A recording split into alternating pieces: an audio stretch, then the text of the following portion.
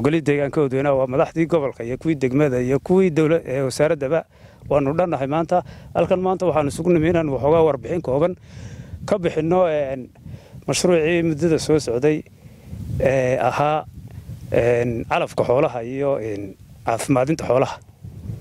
kaasoo ay fulinaysay wasaaradda xanaanada xooluhu oo gaar ahaan loo doortay meelaha la doortay ay ka mid ahayd aroori iyo xaaxi oo ah imika dhulka aynu arkayno oo arkaysaan 400 oo hektaar ayaan la beeray waxa kale loo soo hagaajiyay gacankii biyaha oo muddo imika 20 sanadoodba aan dhulkan aynu arkayno imika sidaa wada arkaysaan beeraha ka muuqata aan la beeranin muddo 20 sanadood lama beeran dhulka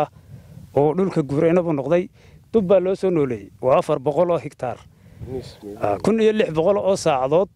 ayaa la qodo sida imika cagafyada arki doontaan ay ku jiraan waxa kale oo la sameeyay beertii dadka lagu tababarayay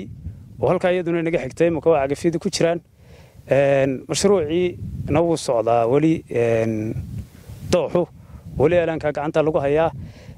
warbixinta kooban aan ka bixinayaa maanta waa sida wada arkaysaan 400 hektaar imika halkan aynu joogno waa dabayaaqadiisii badankiisu wuxuu inaga xigaa xagga waqooyiga ee dooxa hadhuurkaasi wuxuu noo joogaa imika halkaasuu noo joogaa sida wada arkaysaan waa dheeliya misigta insha Allah waxa halkaa ka soo bixi doona iyo cawska ka soo bixi doona gudoomaad ka soo bixi doona hadii Ilaahay inagu guuleeyo insha Allah guulow aanu ka filana waanu taaganahay in ay Soomaaliland xoolaheeda hadii ay afweyn dhacaanba insha Allah Ilaahay nagu keene inuu keedkeedu waxa ay ku filan doono